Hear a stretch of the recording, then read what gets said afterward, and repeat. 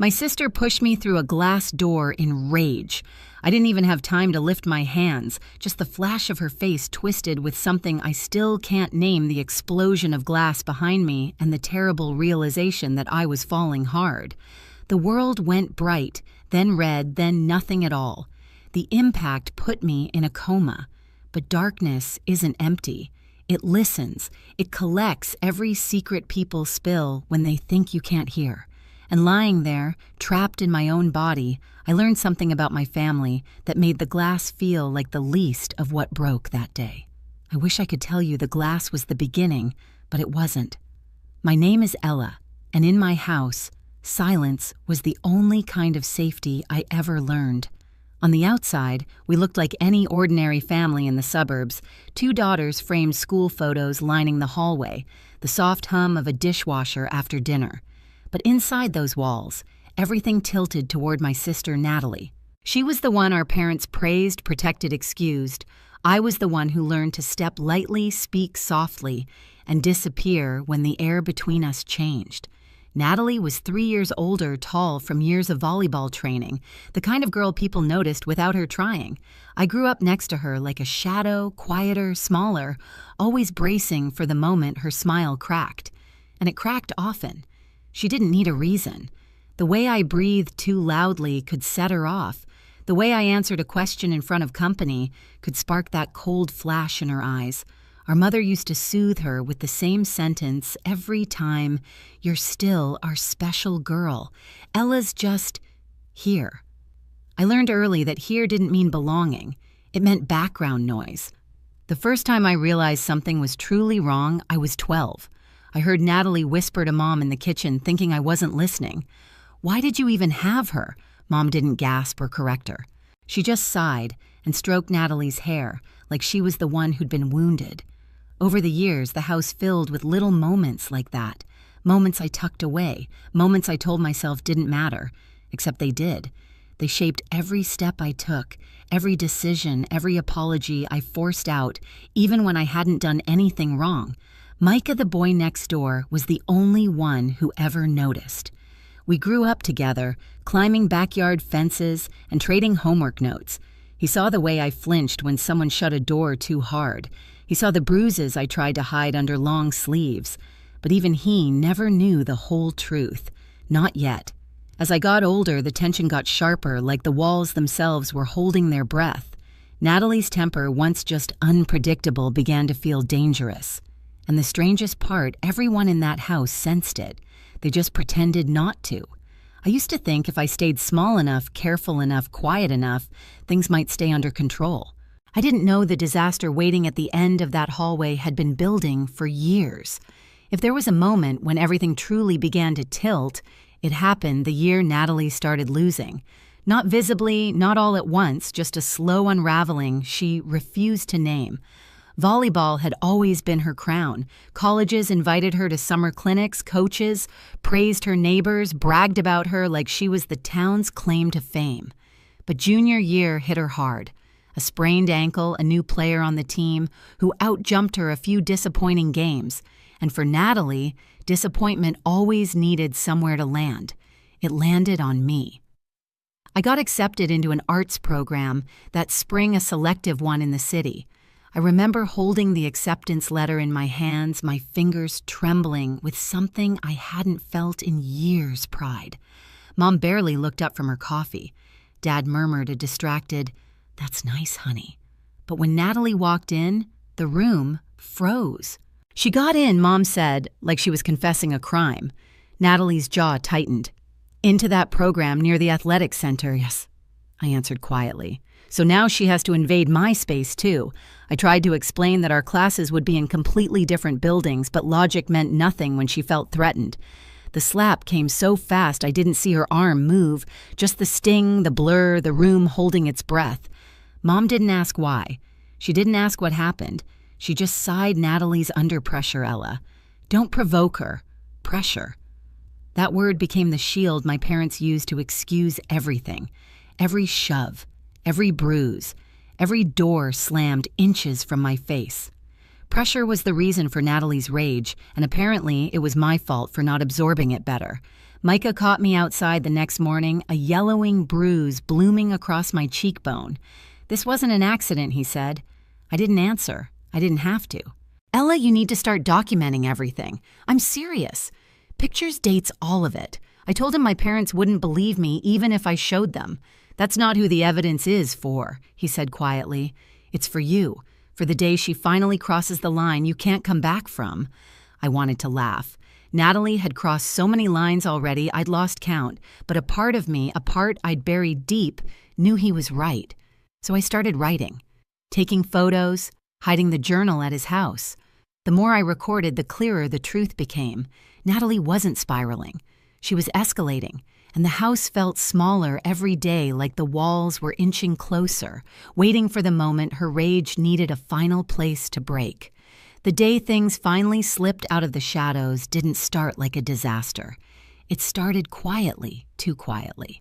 Natalie had been pacing the house all morning, her footsteps sharp against the hardwood. Her mood hung like a storm cloud you could smell before it broke. I stayed in my room, trying to finish a digital illustration for my class showcase headphones on pretending the world outside my door didn't exist. But pretending has a shelf life, and mine expired that afternoon. I had stepped out to grab a glass of water when I heard something tear. Not a soft rip, a violent one. I walked back into my room and froze. Natalie was standing over my desk, breathing hard, my artwork shredded in her hands. Swirls of paper littered the floor like confetti from a party I was never invited to. "What are you doing?" My voice cracked, too soft, too small. She didn't even look guilty. "You think you get to have some big moment tomorrow, your little art show." She scoffed. "I'm not letting you march in there acting like you matter." I moved forward on instinct, but the look she shot me stopped me cold, wild, unhinged, the kind of look you see right before something terrible happens. "Mom," I called out. "Dad." They appeared irritated, not alarmed. Natalie gestured to the confetti of my work. "She started this." I stared at her, stunned. Mom rubbed her temples. "Ella, you know your sister is under a lot of pressure. Why poke at her pressure? Always pressure." As if I existed solely to cushion her blows. That evening, Micah came over to help his dad move something in their garage. I stepped outside for air, and he took one look at my face, a quiet, exhausted kind of heartbreak, and didn't even ask. "Show me," he said. I led him inside, and when he saw the destruction, he exhaled slowly, jaw tight.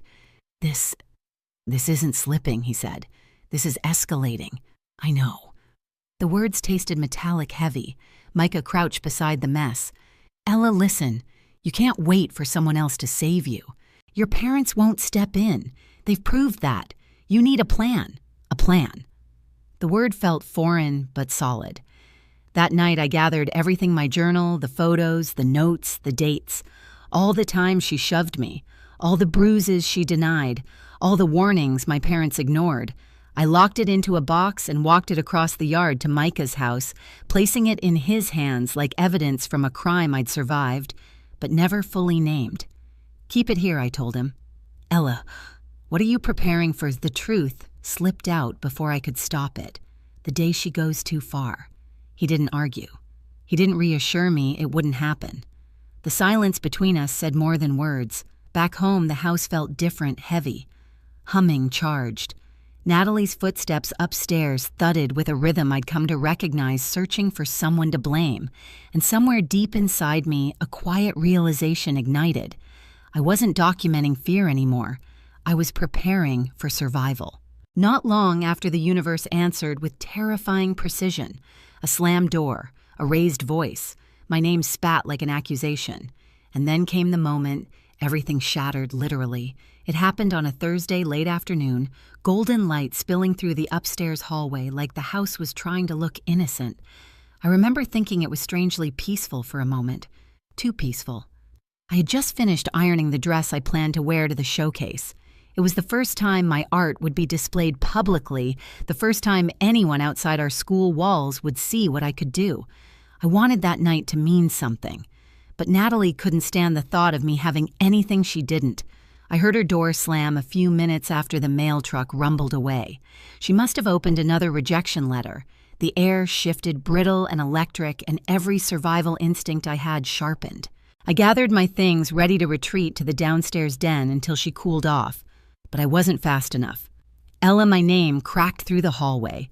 Her footsteps were thunder-hard, fast, decisive. I turned heartbeat, stuttering.